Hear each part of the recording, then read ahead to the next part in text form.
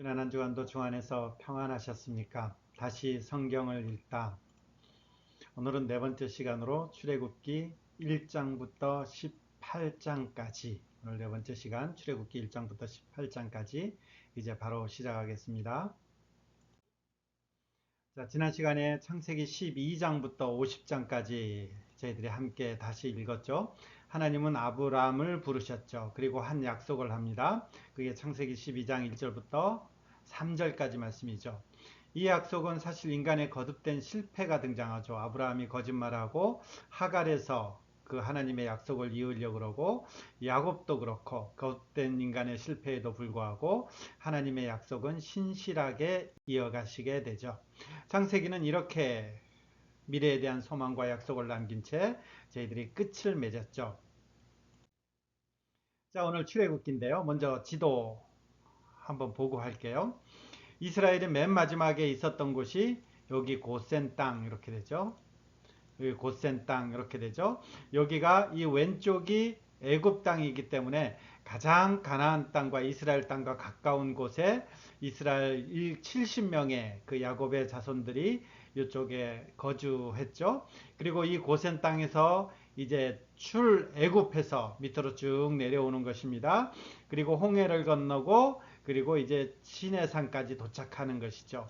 여기에 이제 고센 땅에서 출발해서 요 시내산까지 오는 요 내용이 이제 1장부터 출애굽기 18장까지 내용이 되는 것이죠. 그리고 이 시내산에서 약 1년 동안 머물게 됩니다. 약 1년 동안 머물게 되는데 이때 쓰여진 성경이 출애굽기 내일 다음 주부터 하게 되는 19장부터 40장 그리고 레위기 그리고 민수기 앞부분까지 되는 것이죠. 그리고 여기서 이제 약 1년 정도 이렇게 유예하면서 하나님의 말씀을 받고 그리고 이제 드디어 민수기에 가면 출발하는 거죠. 어디로 갑니까? 여기 가데스 바네아로 가는 것이죠. 여기가 이제 가나안 땅이기 때문에 요 가데스 바네아에서는 이제 금방 갈 수 있는 아주 가까운 거리죠. 근데 여기서 사단이 일어나죠. 가데스 바네에서 정탐꾼을 보냈는데 이 정탐꾼이 이제 하나님보다 그곳에 있던 어떤 것들을 더 두려워하면서 하나님을 불신하게 되죠. 그래서 하나님께서 바로 이 가나안 땅을 허락하는 것이 아니라 광야에서 40년 동안 그러니까 38년 동안 앞에 부분까지 다 해서 40년 되는 거죠. 광야에서 이제 38년 동안 그들이 이제 연단받도록 하는 거죠. 그 광야에서 38년의 여정은 자세히 등장하지는 않습니다. 이 근처 어딘가에 있을 수도 있고 아니면 더 멀리 갔을 수도 있고 어딘가에서 이제 연단하면서 지낸 거에 된 것이죠. 그리고 이제 40년이 찼을 때에 여기 동쪽 동편으로 해서 에돔 그리고 모압 평지에 이르게 되죠. 그리고 모압 평지에서 이 요단강을 건너면 바로 가나안 땅 이렇게 되는 거죠. 원래는 어떻게 됐던 거예요? 원래는 여기 가데스 바네에서 이쪽 가나안 땅으로 올라갈 수 있도록 돼 있었지만 지금 이제 광야에서 하나님의 연단을 받으면서 여기 모압 평지에서 들어가게 되는 거죠.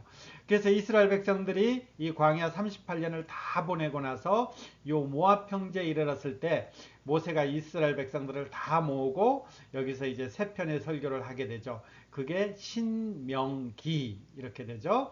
그리고 여기서 이제 모세는 죽게 되고 이 이스라엘 백성들은 여호수아의 인도하에 따라서 가나안을 향해서 들어가게 요단강을 건너서 가나안 땅에 들어가는 이 여정들이 되는 것이죠.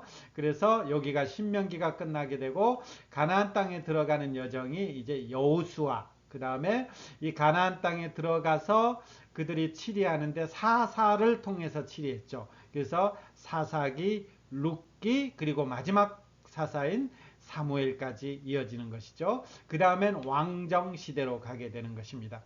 여하튼 이제 오늘 저희들이 할 부분은 여기 고센 땅에서부터 시작해서 여기 시내산까지 요 일정을 저희들이 이제 오늘 보게 되고 다음 주에는 요 시내산에서 있었던 11개월의 여정 가운데서 저희들이 살펴보게 되는 것입니다. 그래서 출애굽기를 둘로 나누면요. 1장부터 18장까지가 출애굽 되는 것이죠.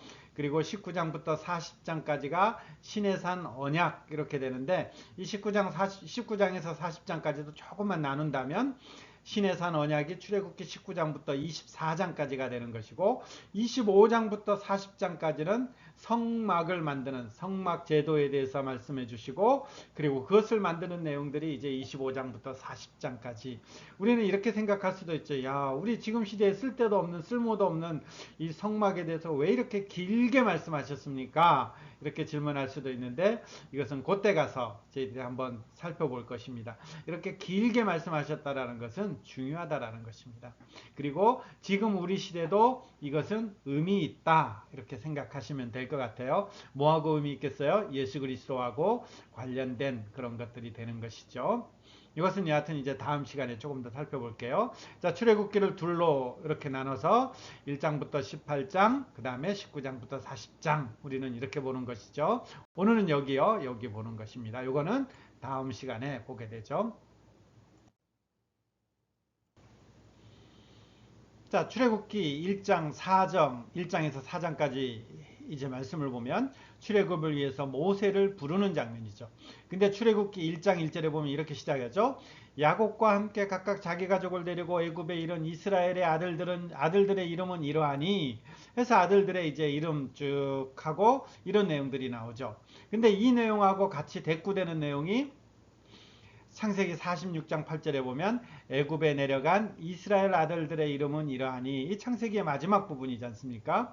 그러니까 지금 출애굽기는 성경은 이렇게 한 권 한 권 따로 보는 것이 아니라 출애굽기가 창세기하고 연관시켜서 이어지고 있다라는 것이 이제 출애굽기 1장 1절을 통해서 드러나게 되는 거죠. 1장 상반부를 통해서.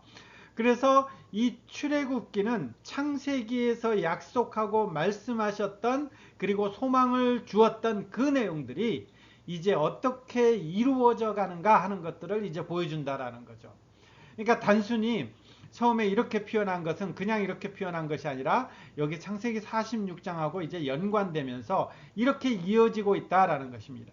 창세기에 하나님께서 아브라함을 부르시고 이삭을 부르시고 야곱을 부르시고 그리고 애굽에 들어가 쓰고 그 애굽에 있던 이 삶들이 다 아브라함부터 시작된 더 나아가면 창조 때부터 시작된 이 역사와 연관시켜서 보라라는 것이죠. 그리고 이 통해서 한 400여 년 정도 후에 출애굽기 1장 7절은 이렇게 표현하죠. 이스라엘 자손은 생육하고 불어나 번성하고 매우 강하여 온 땅에 가득하게 되었다. 어디서 보았단 말씀이에요? 창세기에 또 보았던 말씀이죠. 이제 이스라엘 백성들이 그 가운데서 생육, 번성하였다. 이런 표현들이 이제 출애굽기는 이렇게 이어지는 것입니다. 그러니까 창세기의 마지막이 야곱의 70 자손들이 애굽으로 들어갔는데 출애굽할 때는 생육, 번성하였다. 여러분 어떤 생각이 드시나요? 보세요. 번뜩 뭐가 생각난다 그랬죠? 창세기 1장 28절에 보면 하나님께서 사람을 만드신 거죠. 그러면서 그 사람에게 명령을 하셨죠. 사명을 주셨는데 생육하고 번성하고 땅에 충만하라 이렇게 했죠.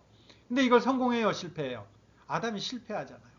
그러면 하나님의 계획이 실패한 겁니까 했을 때 그럼에도 불구하고 하나님은 하나님의 계획들을 신실하게 이뤄 가시는 것입니다. 그래서 그 주어가 이제 바뀌죠. 내가 하겠다라는 것입니다. 내가 이 일들을 이뤄가겠다 이렇게 되는 것이죠.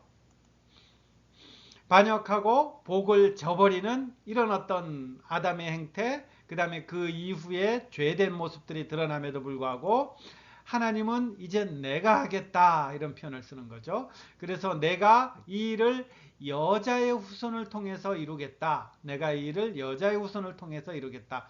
구체적으로 어떻게 합니까 했을 때 아브라함을 부르시면서 이제 그것을 구체화시켜 나가는데 이 창세기 12장 1절부터 3절까지 주목할 것이 뭐라고요? 그 주어가 내가 이제 아브라함을 부르면서 이제 이 일을 진행시켜 나갈 것이다 이렇게 되는 것이죠. 그리고 이 아브라함을 불러서 하나님께서 말씀하셨던 언약은 이삭과 야곱과 그리고 이스라엘 민족을 통해서 이제 이것이 확대되면서 하나님의 그 언약이 구체화되는 것입니다. 그리고 이런 것들을 통해서 생육하고 번성하며 땅에 충만한 것들을 이스라엘이라는 한 샘플을 통해서 보여주는 것이죠. 나중에 여자의 후손을 통해서 이루어질 나라가 이렇게 생육하고 번성하고 땅에 충만하게 될 것인데, 여자를 통해서, 여자의 후손을 통해서 이렇게 될 것인데, 이것을 이스라엘 민족을 통해서 미리 보여준다라는 것입니다. 그리고 그 일은 누가 이룬다고요? 내가라는 것입니다. 내가, 하나님이. 그러니까 하나님은 이제 신실하신 하나님께서 하나님의 언약을 기억하고 이제 하나님의 일을 이뤄 가시는 거죠. 여러분, 이 일은 보면 나중에 출애굽할 때도 하나님께서 이 부분이 계속 나와요. 이 나올 때 조금 더 언급하도록 하겠습니다.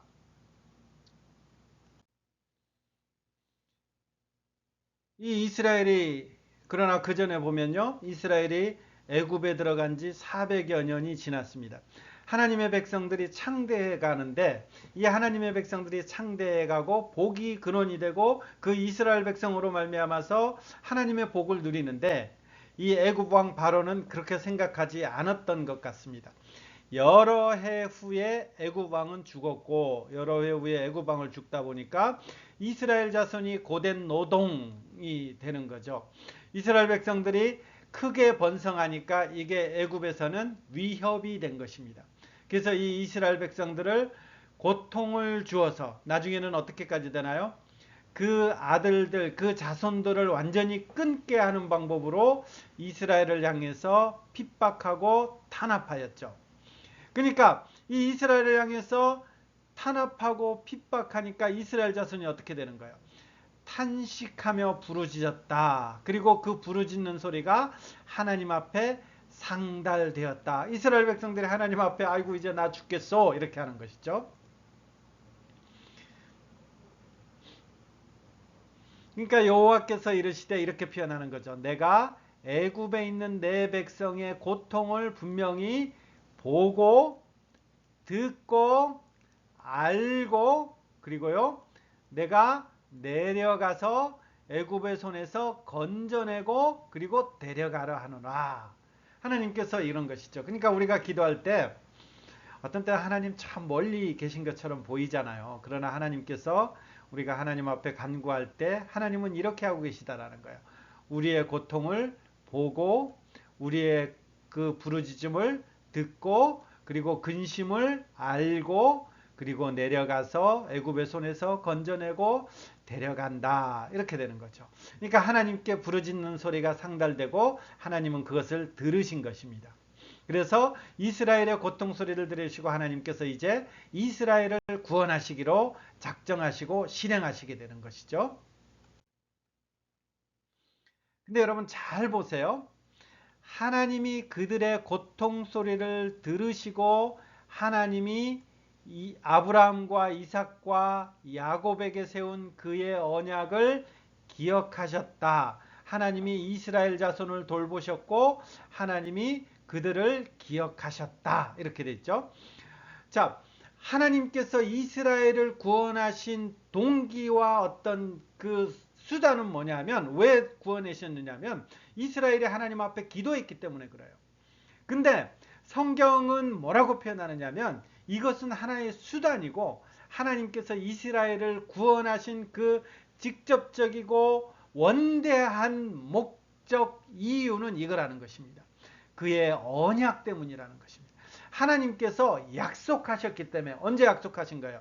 창세기 15장에 보면 너가 애굽에 들어가서 400년 동안 그들에게 종노릇 할 것이다. 이게 하나님께서 약속하신 것입니다. 근데 이 약속 후에 그를 구원해내시기로 약속하셨기 때문에 하나님은 지금 이 약속 때문에 이스라엘을 구원하신다. 출애굽시킨다. 성경은 이렇게 표현하는 것입니다. 여기 보면 이렇게 표현해요. 하나님이 또 모세에게 이르시되 너는 이스라엘 자손에게 이같이 물으라, 이같이 이르라. 이게 지금 모세를 보낸다 하니까 모세가 내가 가서 사람들이 누가 보냈냐 그러면 뭐라고 답합니까? 그러니까 하나님이 나를 이렇게 소개해라라는 것입니다. 너의 조상의 하나님 여호와 곧 아브라함의 하나님, 이삭의 하나님, 야곱의 하나님께서 너희를 보내셨다 하라. 이게 무슨 말인가요? 아브라함에게 약속하셨던 것, 이삭에게 약속하셨던 것, 야곱에게 약속하셨던 것을 내가 이루시는, 그것을 지키는, 그들과 함께 했던 그 하나님이다, 이렇게 표현하는 것이죠. 하나님께서 지금 이스라엘 백성들을 구원하는 그 동기로 하나님의 언약, 이것을 얘기하는 것입니다. 여러분, 우리 하나님은 이렇게 신실하신 분입니다. 지금 몇 년 후에 이것을 이루시는 것입니까? 500년도 더 됐죠. 이 아브라함 때 약속한 이후로 한 500여 년 후에 하나님께서는 이 약속을 이 약속을 잃어버리지 아니하시고 잊지 않으시고, 그리고 이 약속을 신실하게 지금 지키고 계신 것입니다. 그렇다면 우리가 이 하나님을 어떻게 봐야 됩니까? 그때 신실하신 하나님은 지금도 신실하신 하나님이십니다. 출애굽기에 가면 나중에 한 번 더 보겠지만, 나의 언약을 기억함으로 내가 너희들을 출애굽시킨다, 이런 표현이 나오는 것입니다. 이게 우리 하나님이신 것입니다. 그렇다면 우리는 이 주제를 한번 생각해 봐야 되죠. 자, 그러면 이 출애굽시키는 건 누가 한 거라고요? 하나님이. 왜 한 거라고요? 하나님이 약속 때문에. 그러면 내가 기도하든 기도하지 않든 하나님의 약속은 이루어지는 것이잖아요. 하나님이 창세기 15장에 보면 400년 후에 내가 구해내겠다, 이렇게 약속하니까 신실하신 하나님이면 내가 기도하든 기도하지 않든 하나님은 그 일을 이루실 거란 말이에요. 그러면 우리는 기도해야 됩니까, 말아야 됩니까? 이 기도가 왜 필요한 것입니까? 우리는 이런 질문을 늘 하게 되는 것입니다. 여기에 따라서 이제 우리가 기도가 뭐냐라는 것이 이제 달라지는 거죠. 기도가 뭐냐라는 것. 하나님께서는 하나님의 일을 하시는 것입니다. 근데 그 하나님의 일을 하시는 그 수단으로 뭘 사용하신 거예요? 백성들이 하나님 앞에 울부짖으며 기도하도록 하신 것입니다. 그리고 하나님은 그 기도를 들으신 것입니다. 뭘 말하는 것입니까? 하나님은 하나님의 일을 해나가시는데 그 하나님의 일 가운데 지금 하나님의 사람들의 기도를 통해서 그들을 하나님의 일 가운데로 같이 동참시키는 것입니다.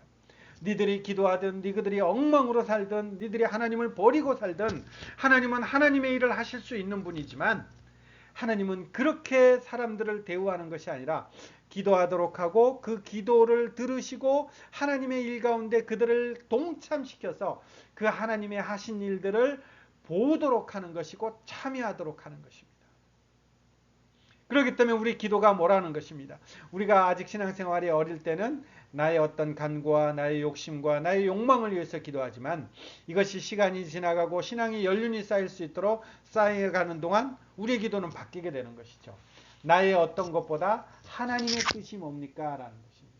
그 하나님의 뜻에 내가 어떻게 하면 되겠습니까? 이 기도가 바뀌는 것이죠. 하나님의 뜻은 뭐예요? 이스라엘을 출애굽시키는 거예요. 그 출애굽시키는데 하나님의 사람들을 동참시키는 거죠. 우리가 하나님의 뜻이 하나님의 계획 속에서 쫙 진행돼 갈 때 우리가 하나님의 뜻이 뭡니까? 기도하고 그 뜻을 알게 하고 그 뜻이 알아졌을 때 우리는 그 뜻 앞에 순종하는 것입니다. 우리는 이것은 굉장히 감격스러운 것이죠. 하나님께서 혼자 다 하셔도 되는데 그 하나님의 그 엄청난 일을, 하나님의 그 엄청난 사역에 나같이 연약하고 비천한 자를 포함시켜서 내가 너를 통해서 일하고 싶다. 하나님은 지금 이 말씀하는 거죠. 내가 너와 함께 일하고 싶다. 그리고 너의 하는 그 일을 통해서 나의 이름을 드러내고 싶다. 하나님은 지금 이것을 얘기하는 것이고 그 내용이 뭐예요? 그게 기도라는 거예요. 그 기도. 우리의 기도 내용들이 많이 바뀌기를 소원합니다. 자, 근데 3장 21절에 보면 이런 표현이 하나 툭 들어가 있어요. 내가 애굽 사람으로 이 백성에게, 이스라엘 백성에게 은혜를 입히게 하리라. 너희가 나갈 때, 이스라엘 백성들이 출애굽할 때에 빈손으로 가지 아니하리니 여인들은 모두 그 이웃 사람과 및 자기 집에 거류하는 여인에게 은폐물, 근폐물, 의복, 너희의 자녀를 꾸미라. 그리고 애굽 사람들의 물품을 취하리라. 그러니까 이스라엘 백성들이 광야에 나가면 이거 사실 다 필요 없는 거잖아요. 금, 은, 폐물들. 이게 어쩌면 먹을 거 하나보다도 필요 없을 것 같은데, 근데 이게 나중에 이제 유용하게 쓰이긴 하죠. 여하튼 지금 이제 이스라엘 백성들이 출애굽하는데 굉장히 뭔가 많이 갖고 나와요. 굉장히 부유하게 하게 나와요. 이거를 3장 21절 한 절에 툭 써놨죠. 그럼 왜 기록한 것 같습니까? 창세기 15장에 보면 여호와께서 아브라함에게 이르시되 너는 반드시 알라. 내 자손이 이방에서, 이 이방이라는 것은 애굽이죠. 애굽에서 계기되어 이 애굽을 섬기겠고 그 400년 동안 이 애굽이 내 자손을 괴롭히리니 종으로 삼는다라는 것입니다. 그리고 그들이 내 자신을 괴롭히게 되는데 그들이 섬기는 나라를 이제 하나님이 징벌할 건데 심판하실 것인데 그 후에 내 자손이 어떻게 나온다고요? 큰 재물을 이끌고 나오리라. 큰 재물을 이끌고 나오리라. 이렇게 되죠. 큰 재물. 그러니까 이게 500여 년 전에 하나님께서 아브라함에게 약속한 건데 지금 출애굽기에 가니까 이 말씀이 이렇게 그대로 실현되는 것입니다. 그래서 성경은 이 하나님의 신실한 말씀이 이렇게 실현되는 것을 3장 출애굽기에서 3장 21절 23절에 이렇게 기록하고 있는 것입니다. 여러분 우리 하나님이 약속한 것은요 다 지키시는 분이에요. 다 지키시는 분. 그러니까 우리가 이 하나님 때문에 우리는 이 믿음이 유지되는 거예요. 내 때문이면 나는 언제든지 흔들리고 연약하고 넘어지잖아요. 근데 이것이 하나님께서 신실하신 약속 안에서 나를 붙들겠다는 그 언약 안에 우리가 있기 때문에 하나님은 우리를 이렇게 하는 것이에요. 이렇게 500여 년 동안 그 하나님의 약속은 이렇게 신실하게 모두 다 이루어지고 있는 것이죠. 그리고 이제 5장부터 15장까지는 하나님과 바로의 대결 이렇게 되는 것이죠. 자, 모세와 바로 사이에 서는데 저는 제목을 하나님과 바로의 대결이라 그랬죠. 왜 하나님과 바로의 대결일까요? 모세가 나갔지만 이것은 모세가 하는 것이 아니고 하나님이 하시는 것이죠. 그걸 어떻게 할 수 있습니까? 이렇게 보면 알 수 있어요. 모세가 바로 앞에 가서 이렇게 했죠. 여호와 앞에 절기를 지키도록 내 백성 보내라. 하나님의 백성을 보내라. 이렇게 되는 거죠. 여호와 앞에 절기를 지키도록 내 백성 보내라. 이렇게 되는 거죠. 후에 보면 내가 내 백성들을 제사를 드린다. 섬기게 한다. 여호와를 섬긴다. 다 같은 표현이에요. 절기를 지킨다라고 했을 때 같은 표현이에요. 여호와 앞에서 내 백성이 이스라엘 백성들은 이제 여호와 앞에서 하나님을 섬겨야 됩니다. 섬겨야 된다. 그렇기 때문에 우리 백성은 나가야 된다. 이렇게 하니까 바로가 뭐라고 답합니까? 여호와가 누구이길래 내가 이렇게 하는 거죠. 여호와가 누구이기에 내가 그의 목소리를 듣고 내가 이스라엘을 보내겠느냐? 여호와가 누구이기에 내가 그 여호와의 말을 내가 왜 듣니? 지금 모세한테 이렇게 하는 거죠. 내가 왜 이스라엘 백성들을 보내니? 이렇게 하는 거죠. 여기에 하나님이 답이 뭐예요? 10가지 재앙이 이 답이라는 거예요. 이 답을. 그러니까 우리가 10가지 재앙을 이렇게 한번 보자라는 거예요. 이렇게. 지금 모세가 바로 찾아갔어요. 그래서 하나님의 말씀을 그대로 전한 거예요. 그러니까 모세가 주인공이 아니고 하나님이 전하는 거예요. 모세는 대리로 하는 거예요.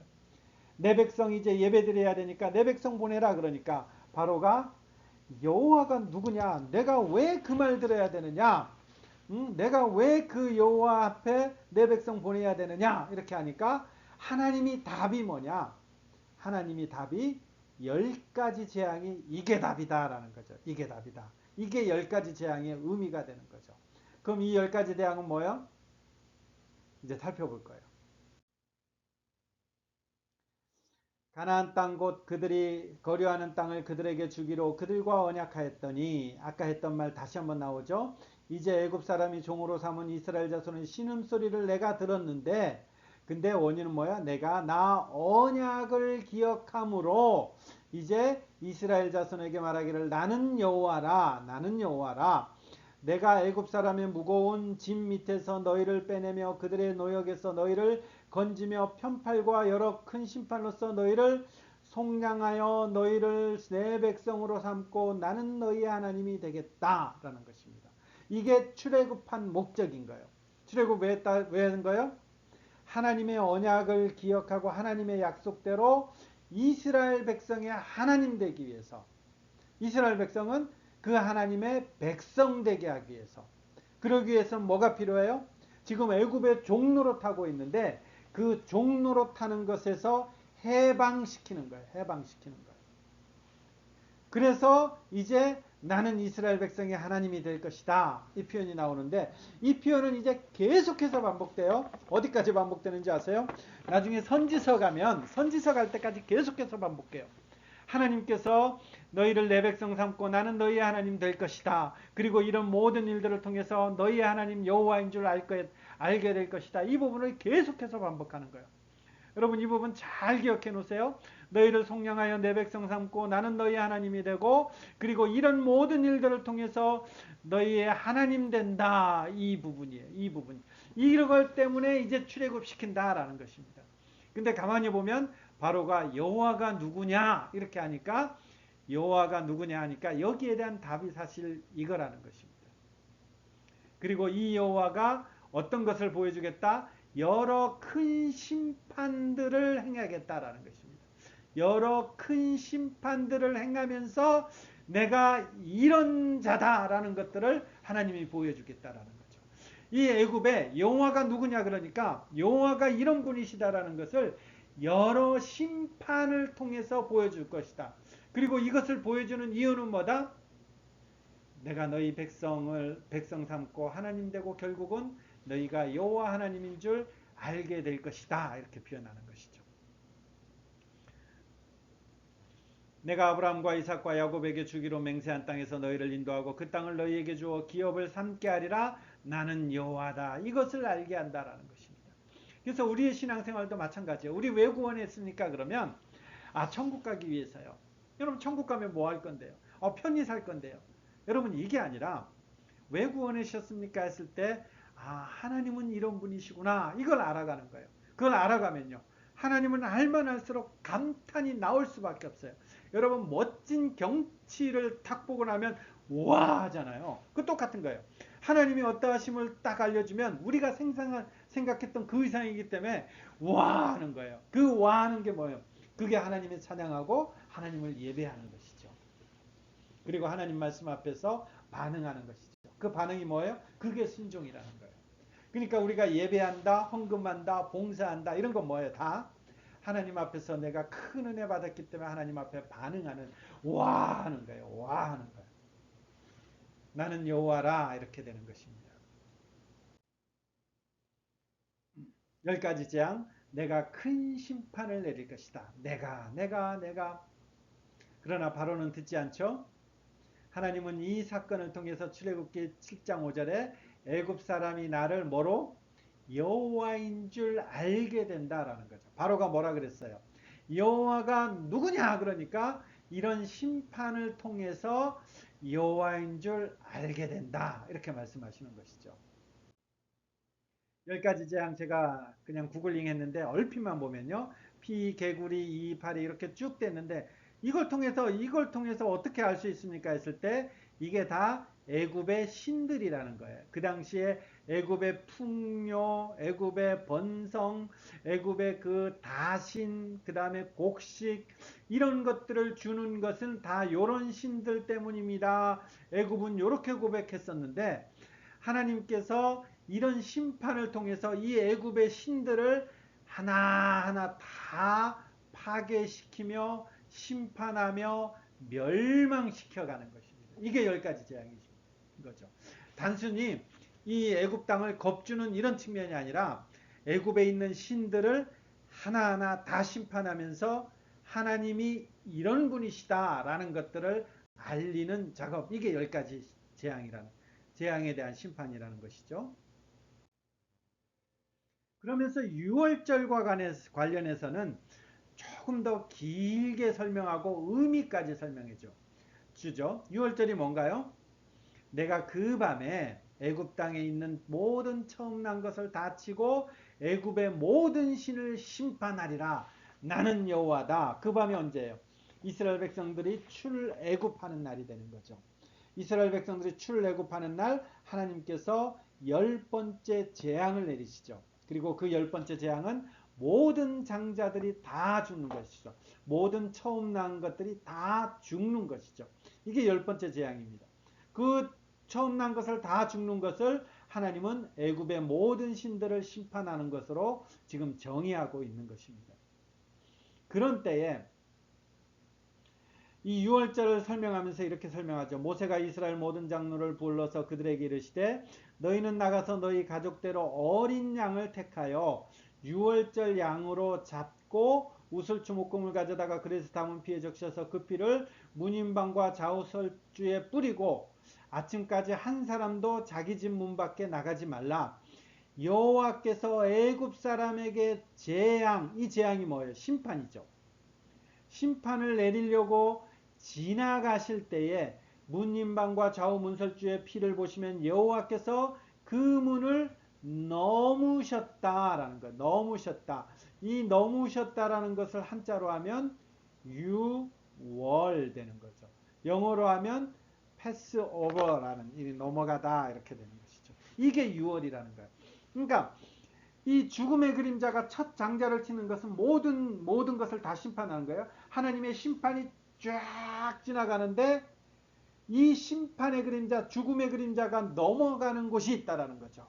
그곳은 어린 양의 피로써 문설주에 바른 그 집은 그 죽음의 그림자가 넘어가서 멸하는 자가 그 집을 치지 못하는 것이죠. 그래서 그 집은 죽음의 그림자가 있는 것이 아니라 보존되고 생명을 유지하게 되는 것입니다. 하나님께서 지금 이것을 말씀하는 것입니다. 이 출애굽기를 통해서 그러면 이 창세기 3장 15절에 어린 양이 아니죠. 창세기 3장 15절에서 여자의 후손을 통해서 하나님께서 사단의 머리를 칠 터인데 그 방법이 이제 조금 더 구체화된 것입니다. 아브라함을 부르고 이삭을 부르고 야곱을 불렀다가 이제 이스라엘 민족을 불러내는데 그 방법이 뭐냐면 이스라엘 민족에게 구원의 방법이 있는 것이 아니라 이스라엘 민족은 아무것도 안 한 것입니다. 그 안에 있는 것입니다. 이 구원받는 방법은 문설주에 바른 어린 양의 피, 이거로 말미암아 이스라엘은 구원받을 것입니다. 이게 되는 것이죠. 문설주에 바른 어린 양의 피, 이제 조금 더 구체화되는 것입니다. 구원의 방법, 여자의 후손을 통한 구원의 방법, 6월절 어린 양의 피.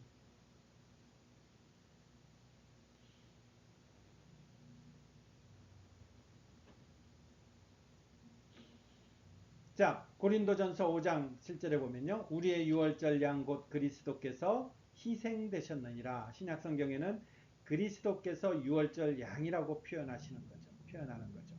그러니까 지금 우리가 예수 그리스도의 고난 그리고 죽음 그리고 부활을 기억하며 우리가 그 의미를 생각하는 그런 어떤 3월인데 이때 우리는 이 표현을 기억하는 것이죠. 그리스도께서 6월절 양. 그래서 6월절에 이제 죽음 당하시는 그 모습들이 우리가 복음서에는 쭉 소개되는 것입니다. 6월절에 이렇게 마지막 재앙으로 이스라엘에게 전해졌고 그리고 애굽을 심판하게 됩니다. 그리고 이스라엘 백성들은 홍해를 건너게 되죠.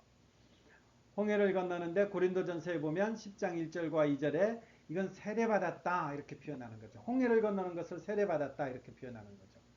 세례라는 것이 뭐예요? 죽었다가 이제 다시 살았습니다 라는 표와 인이죠.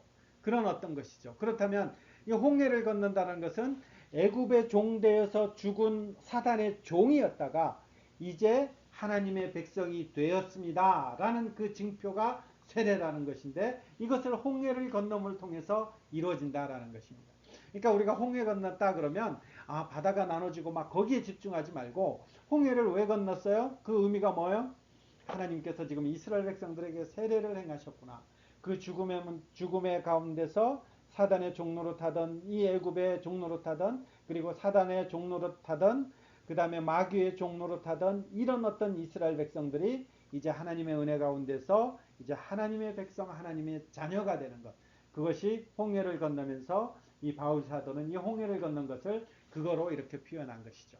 그래서 앞선 표현을 보면 이 애굽에서 구해내는 것을 송양 이런 표현 쓰는 거죠. 이스라엘 백성들이 하나님이 이스라엘 백성들 나올 때 그들에게 뭐 갚은 거 없었어요. 그럼에도 불구하고 송양 샀다라는 거예요. 샀다. 돈을 주고 샀다라는 거예요. 이렇게 표현한 것은 이제 예수 그리스도의 그 구원 그 의미들을 같이 연관시키는 것이 되는 거죠. 그리고 출애굽기 15장에 보면 이거는 여러분 꼼꼼하게 한번 읽어보세요. 모세와 이스라엘 자손의 노래가 나오는데 이렇게 표현하죠. 주의 인자하심으로 주께서 구속하신 백성을 인도하시되 주의 이름으로 그들을 주의 거룩한 처소에 들어가게 하시나이다. 이렇게 표현하는 거죠. 그러니까 이 출애굽한 것은 단순히 출애굽한 것이 아니라 하나님의 거룩한 처소, 이게 어디예요? 하나님의 임재하는 곳이잖아요. 이게 뭐 어디예요? 창세기에 보면 아담이 타락하기 이전에 그 에덴 동산이죠. 그러니까 지금 이스라엘 백성들은 아직 성소가 짓기 전인데 이렇게 고백하는 거예요. 이 우리가 지금 출애굽해서 홍해를 건넌 것은 지금 하나님의 만남을 갖는 그곳으로 우리를 들어가게 하신 일입니다. 이렇게 되는 거죠. 아담이 타락함으로 말미암아 이스라엘 백성들 그 인생들은 하나님 앞에 멀어졌죠. 하나님 앞에 원수가 되었죠. 하나님 앞에 만날 수가 없는 거예요. 하나님의 거룩한 처소에 들어갈 수가 없는 거예요. 그 하나님의 거룩함 앞에 우리는 갈 수가 없는 거예요. 근데 이 출애굽하는 이 사건을 이스라엘 백성들은 앞에 있는 하나님의 말씀을 쫙 돌아볼 때에 이것은 그냥 우리가 애굽에서 고통받는 이것에서 구해내는 것이 아니라 내가 너무 힘드니까 하나님께서 나를 구해내 주시는 것이 아니라 하나님께서는 죄의 속박에서 사단의 속박에서 나를 구해냈는데 거기서 끝나는 것이 아니라 내가 이제 다시 하나님 만나는 장소까지 들어가게 하시는구나. 에덴 동산의 회복이구나. 그 옛날 에덴 동산에서 누렸던 그 어떤 것들을 이제 다시 우리한테 누리게 하시는구나. 이스라엘 백성들은 이렇게 고백하는 거예요. 이렇게 고백하는 거예요. 하나님의 새 창조까지 말씀하는 거죠. 주께서 백성을 인도하사 그들을 주의 기업의 산 시온산이죠. 그 주의 기업의 산에 심는다라는 것은 콕 박아 놓는다라는 거예요. 하나님께서 이 백성을 인도해서 지금 출애굽시켰는데 하나님의 그 거룩한 처소 하나님의 성산에 지금 우리들을 콕 박아 놓습니다 하면서 지금 이스라엘 백성들은 그 모세와 이스라엘 백성들이 함께 다 모여서 이 노래를 부르는 것입니다. 이 노래 속에서 우리가 뭘 알 수 있나요? 이 출애굽의 의미를 알 수 있는 거예요. 출애굽의 의미를. 하나님은 우리를 죄에서 해방되는 이 수준으로 만족하는 분이 아니라니까요. 우리를 죄에서 끊기 위해서 그 애굽의 고통에서 끊기 위해서 우리를 출애굽시킨 게 아니라는 거예요. 우리는 어디까지 인도한다라는 거예요. 하나님이 임재와 그 영광 안에 하나님이 창조하면서 아담과 누렸던 그 영화로움 그곳으로 지금 우리를 인도하고 우리를 그곳 가운데서 이렇게 심게 만든다라는 것입니다. 우리가 여기까지 좀 노래를 할 수 있는 자, 찬송을 할 수 있는 자 이렇게 좀 보면서 나아갔으면 좋겠습니다. 우리는 늘 눈앞의 것만 이렇게 너무 이렇게 우리를 좌우하고 그러지만요. 하나님은 여기까지 하는 거죠. 제가 지난 주일날 그 요한복음 17장 얼핏 지나가긴 했지만 그게 요거잖아요. 그게 이거잖아요. 하나님의 영광, 성부 성자 성령 하나님이 가졌던 하나됨, 성부 성자 성령 하나님이 가졌던 그 사랑함, 성부 성자 성령 하나님이 누렸던 그 영광스러움을 우리도 우리 제자들도 보게 하십시오. 이런 거잖아요. 그곳이 어디예요? 하나님의 임재하는 거룩한 처소. 그렇게 되는 것이죠.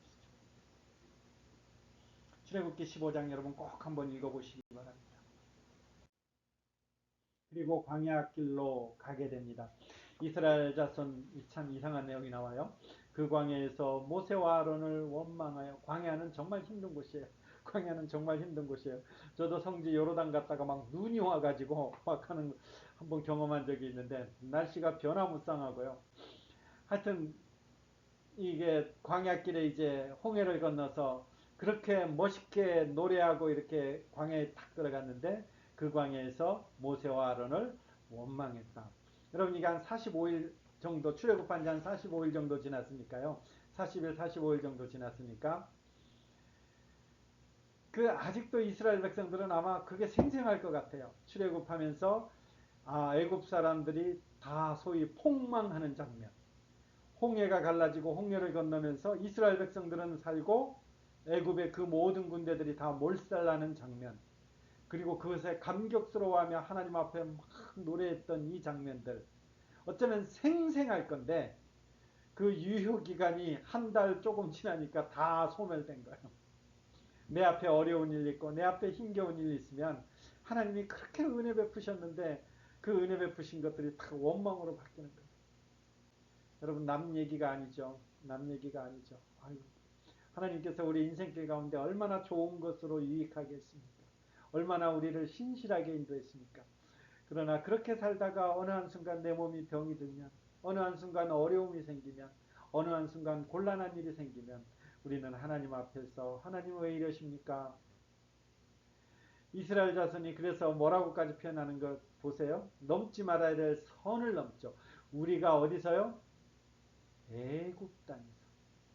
그 애굽 땅이 어디예요? 그들이 고통받고 고난받고 죽임당하고 모욕당하는 그 땅인데 거기서 있었던 이 고기 먹던 때, 떡 배불리 먹던 때, 이때를 생각하니까 그곳이 좋았습니다. 이렇게 표현한 거죠. 그리고 그 엄청난 기적을 보면서도 너희가 이 광야로 우리를 인도하여 온 회중이 줄여 죽게 하는도다. 모세와 아론을 향해서 이렇게까지 원망하는 것이고 이것은 나중에 하나님께 원망한다 이런 표현까지 쓰는 것이죠. 우리가 이렇게 남 탓할 게 아니고 이스라엘 백성들 탓할 게 아니고 사실 우리가 연약하죠. 근데 하나님이 이런 이스라엘이라면 하나님은 어떻게 할 것 같아요? 아휴, 내가 니들 아니면 내 길을 열어갈 방법이 없겠냐. 어쩌면 하나님께서 이렇게 하셔야 되는데 만나와 메추라기를 주시죠. 부족함이 없게 하시려고 율법을 준수하는지 여부를 시험하시려고 여호와 하나님이 어떤 분이신지를 알게 하시려고 만나와 메추라기를 준다 이렇게 되어 있습니다. 이 만나와 메추라기는 나중에 예수님께서 많이 인용하셨죠. 예수님이 이 만나를 두고 얘기하면서 자신에게 설명하는 거죠. 하늘로부터 내려온 참떡, 하나님의 떡, 생명의 떡, 하늘에서 내려온 살아있는 떡. 그러니까 만나를 주시면서 예수님은 뭘 기대한 거예요? 이 표현까지. 마귀의 시험을 받고 나서 이런 표현하죠. 사람이 떡으로만 살 것이 아니요 하나님의 입으로 나오는 모든 말씀으로 살 것이다. 이렇게 되는 거죠. 그러니까 지금 이 주어진 상황이 어떤 상황이에요? 이스라엘 백성들이 광야에 가니까 너무 힘들어요. 그래서 하나님 원망하고 내 차라리 애굽에서 죽었으면 좋았을 걸 거기가 좋사오니 막 이렇게 하는데 하나님께서 만나를 먹여주시는 거예요. 이 만나를 주시는 것은 그런 원망하는 이스라엘 백성들에게 그렇게 해서 그 방법은 살 길이 아니고 그것은 죽는 방법이야. 이스라엘 백성들이 이 광야, 이 힘겨운 땅, 이 여러 가지 어려움이 있는 땅, 환란이 있는 땅, 고난이 있는 땅, 아직 새하늘과 새 땅 오기 전까지 이 분투하는 전쟁의 땅, 여기에서 살아가는 방법은 딱 한 가지 만나를 먹는 방법밖에 없는데 이 만나가 누가 주시는 거냐? 하나님께서 내려주시는 거라는 거예요. 이것은 많이 쟁여놓지 못합니다. 그날 먹을 것만 안식일을 앞두고는 이틀치지만 그날 먹을 것만 하는 것입니다. 이 만나를 주지 않으면 굶어 죽는 것입니다. 만나를 하나님께서 은혜로 만나를 주셔야만이 그들은 살 수 있고 그 만나를 통해서 하나님을 만나는 것입니다. 그러니까 이 만나가 중요한 것이 아니고 더 중요한 것은 이 만나를 주시는 하나님인 것입니다. 이 하나님을 바라보고 이 하나님 때문에 살고 이 하나님 때문에 죽고 이 하나님 때문에 부강하고 이 하나님 때문에 강건하고 이 하나님 때문에 복을 누리고 모든 것이 이렇게 된다라는 것이죠. 그러니까 사람이 어떻게 살아야 되는 거예요? 만나로 사는 것이 아니라 만나를 주시는 그 하나님을 의지하며 그 하나님의 말씀대로 이렇게 살아가는 거예요. 내가 애굽으로 돌아갈 걸 이것이 좋습니다. 저것이 좋습니다. 조금만 어려움이 있을 때 어떻게 살아야 됩니까? 하나님으로부터 산다라는 것을 광야 시작하면서부터 이제 가르치기 시작하는 거죠. 만나가 없으면 너희 다 죽잖니.